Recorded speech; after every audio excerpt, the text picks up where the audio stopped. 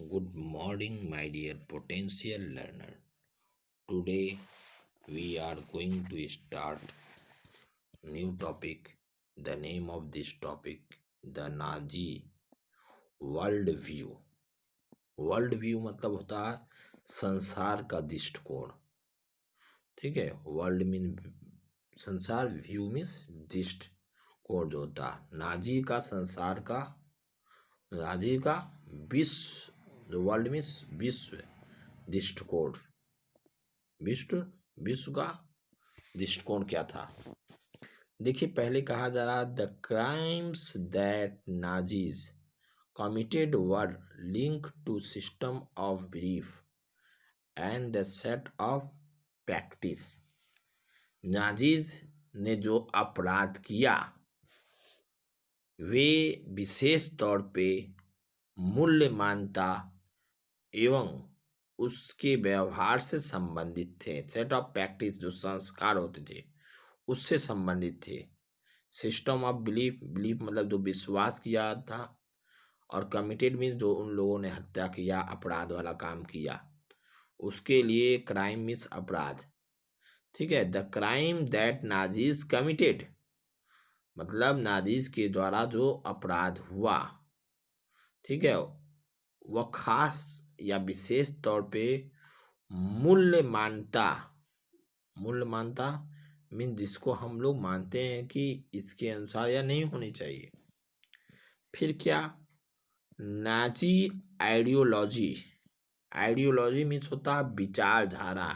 जैसे आपकी विचारधारा क्या है उसको आइडियोलॉजी कहते हैं। Was synonymous with Hitler's world view मतलब ये कहा जा रहा है कि नाजीज का जो विचारधारा थी हिटलर के विश्व दृष्टिकोण का एक पर्यायवाचिक थी। पर्यायवाचिक मतलब जानते हैं ना, एक के बाद एक जो होता उसको। ठीक है, accordingly to this there was no equality between people. यह कहा जाता है कि विश्व दृष्टिकोण के अनुसार समाज में इक्वलिटी नहीं थी, एक समान नहीं थी। किसमें? बिटवीन पीपल, लोगों के बीच में, बट ओनली रेशियल हेरेसी, केवल रेशियल मीन्स होता है नस्ल जो होते हैं जाति के। ठीक है, वे नस्ल के आधार पर ही उनमें श्रेणीगत थे, जिसको हेरिसिस कहते हैं। इन दिस व्यू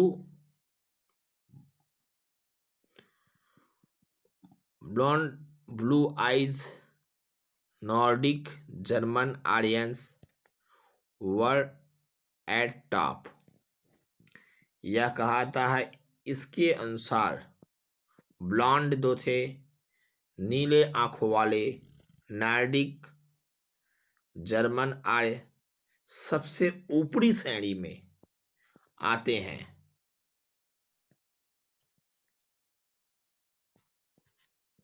फिर in the while Jews were located at the lowest rung, लेकिन जो यहूदी आते हैं वह सबसे निचले वाले लोएस्ट रंग में सुता पायदान में आते हैं। The came to the regard as anti race. इस तरह क्या हुआ कि वे एंटी रेस में हो गए। एंटी रेस में सुता जो विरोध करने वाला जाति। The art enemies of the Aryans, और जो आर्यों के कट्टर शत्रु माने जाते थे। कौन? यहूदी जो आर्यों के कट्टर शत्रु मानते थे। All other colours people were placed between the depending of routing मतलब वे एक दूसरे पर जैसे निर्भर थे। ठीक है, वे एक दूसरे पे निर्भर थे। द एक्सटर्नल फीचर्स, ये सब उनकी क्या थी, external feature. External mean internal and external, बाहरी, बाहरी जो उनके रंग रूप थे वे सब बाहरी थे। जर्मन के, आर्यन के और जर्मन आर्यो और यहूदियों के बीच में रखा गया था। Hitler's regime borrows from the thinkers like Darwin, Charles Darwin and Herbert Spencer. ठीक है, देखिए ये दो लोगों का आइडियोलॉजी हम लोगों को मिलता है। हिटलर की जैसे आइडियोलॉजी विचारधारा थी, उसी तरह चार्ल्स डार्विन के और हार्वर्ड स्पेंसर जैसे विचारधारकों के भी हम लोगों को क्या मिलते हैं, विचार मिलते हैं। थिंकर्स जो विचारक थे उनके भी हम लोगों के क्या मिलते हैं, उन लोगों के भी हम लोगों के विचारों के सिद्धांत पर आधारित थे। डार्विन ने क्या बताया, देखिए Darwin was a natural scientist. Darwin जो थे वह प्राकृतिक विज्ञान के मतलब वैज्ञानिक थे। who tried to explain the creation of plant and animal through the concept of evolution and natural selection, अर्थात जिन्होंने विकास और प्राकृतिक चयन के आधार पर यह बताया कि पौधे और पशुओं की उत्पत्ति के बारे में उल्लेख किया। ठीक है, पौधों और पशुओं के बारे में, एनिमल एंड प्लांट्स के बारे में, इवोल्यूशन उत्पत्ति के बारे में उल्लेख किया। और Herbert Spencer later added the idea of survival of fittest, और इसके बाद हार्वर्ड स्पेंसर ने जीवित अतिजीवित का जो सिद्धांत था उसको बताया, अतिजीवित के सिद्धांत को बताया। According to this idea only those species survive on the earth that could adapt themselves to changing climatic condition, मतलब इसके अनुसार यह कहा जाता है कि वही लोग जिंदा बचेंगे। इस विचार के अनुसार मतलब वह था वे जातियां जो बदलती है, बोलना according to idea only those species, वही जनजातियां सर्वाइव ऑन द अर्थ, जो जीवित रह सकती हैं धरती पर, दैट कुड अडेप्ट देमसेल्फ, जो अपने आप में अडेप्ट अपना लेते हैं, टू चेंज क्लाइमेटिक कंडीशन, जैसे जलवायु में जो परिवर्तन होता है तो उसके ऊपर उनमें प्रभाव नहीं पड़ता है। जैसे देखते हैं आप, मौसम परिवर्तित होते ही क्या होता है कि लोग एक दूसरे से भागने लगते हैं। ठंडा पड़ा तो यहाँ की पक्षी गर्म प्लेस में जाने लगती हैं, और गर्मी पड़ा तो वहाँ से इस प्लेस पे आने लगती। तो एक क्लाइमेटिक कंडीशन होता है जो चेंजिंग होता है, उसके अनुसार वे लोग अपने स्थान को बदलते रहते हैं।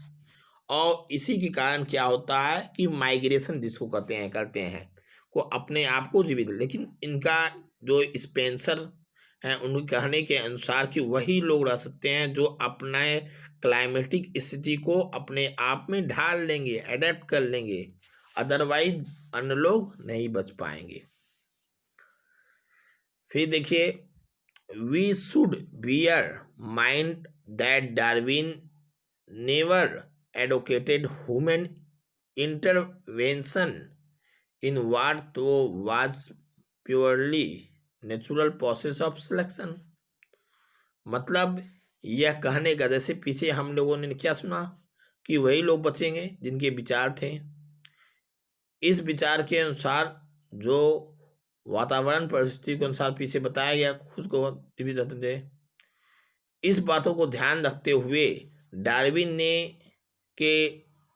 ने चयन के सिद्धांत को एक प्योरली मतलब शुद्धता रूप से प्राकृतिक पथक्रिया कहा, और उसमें इंसानी इंटरवेंशन मीन्स हस्तक्षेप करना, दखल अंदाजी करना, कि दखल अंदाजी की क्या की, एडवोकेटेड, एडवोकेटेड मीन्स समर्थन की, ठीक है, उसका समर्थन किया, उसकी वकालत की, ठीक है, उसकी वकालत क्या की, कि ideas were by racists for thinkers and politicians, मतलब उसकी वकालत उन्होंने कभी नहीं की, लेकिन जस्टिफाई उन्होंने किया, this idea your use by racially thinkers and politician justify imperial rule of the consequence people. यह कहा जाता है कि उन्होंने इसका समर्थन कभी नहीं किया, लेकिन नस्लवादी विचार, जो विचारक थे या राजनेता जो थे, जिसको होते हैं राजनेता अर्थात पॉलिटिशियन, ने इस प्रकार के जो जाति वाले थे समाज में अपने साम्राज्यवादी शासन को सही ठहरने के लिए डार्विन की विचारधाराओं को सहारा लिया, ठीक है,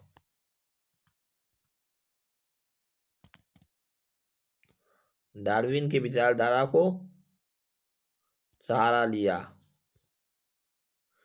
okay, the Nazi argument was simple to strongest race will survive by the weak ones which perish, perish मतलब यह कहा जाता है कि नाजिज की जो दलील थी बहुत ही सरल थी, और वे नस्ल जो थे सबसे ताकतवर थे, और उसमें वह जिंदा रहेंगे, कमजोर नस्ल वाले खत्म हो जाएंगे, आर नस्ल वाले सर्वश्रेष्ठ रहेंगे, ठीक है, पेरिस मतलब नष्ट हो जाना, समाप्त हो जाना। The R L S were was only finest, R S जो रहेंगे, आर्य रेस मतलब जाति वाले, जो आर्य नस्ल वाले रहेंगे, ठीक है, वे रहेंगे। इसके बाद उन्होंने यह भी बताया कि it has to retain the purities, और उसे अपनी शुद्धता से बनाए रखे, ताकि स्ट्रॉन्गर एंड डोमेटिक वर्ल्ड, ताकि इस दुनिया के अपने संसार की मजबूती को इस दुनिया में बना के रखें, ठीक है। फिर नेक्स्ट आइए,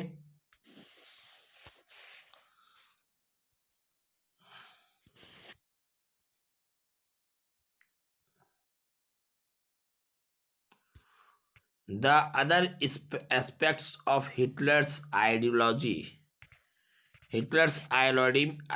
में related to the geopolitician concept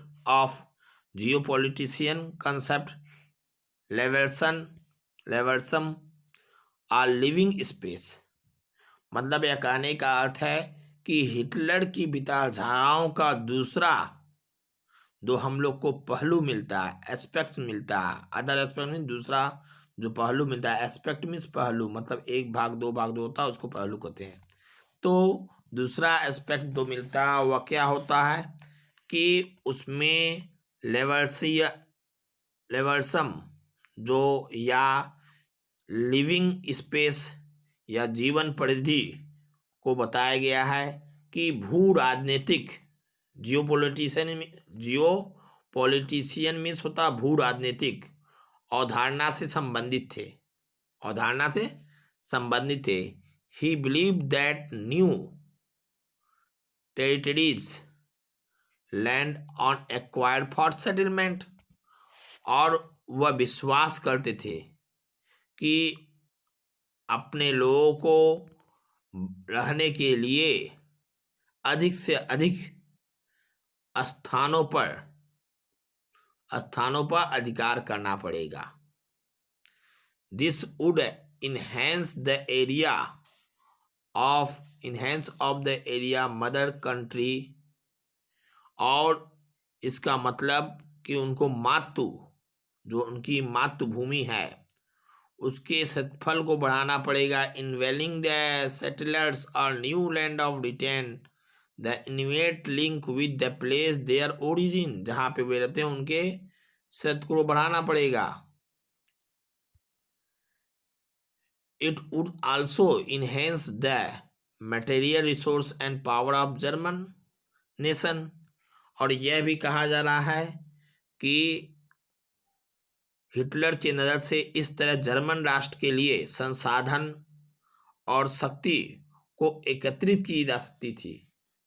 शक्ति को एकत्रित जर्मन राष्ट्र के लिए, हिटलर के लिए मटेरियल रिसोर्सेज जो संसाधन थे उसको, और इसके बाद जो ये सब थे उसको वे कर सकते थे। फिर देखिए, Hitler intended our external German boundaries by moving eastward. पूरब में हिटलर जर्मनी सीमाओं को और एक्सपेंडेड करना चाहता था, बढ़ाना चाहता था। To concentrate all the German geographically in the place, और जर्मन को भौगोलिक दृष्टि से एक ही जगह एकत्रित करना चाहता था।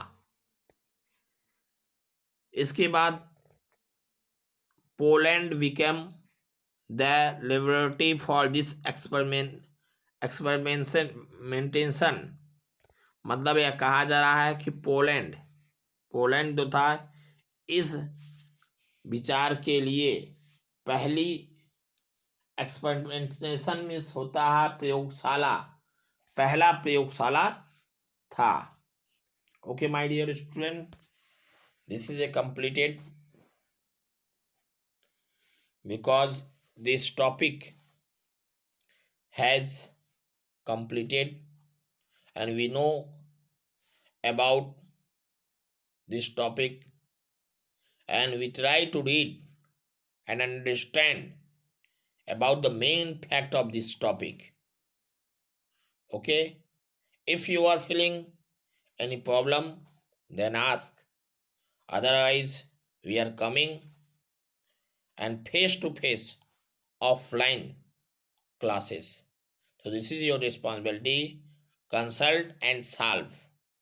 Okay, see you again next video. So this is your responsibility. You solve this question.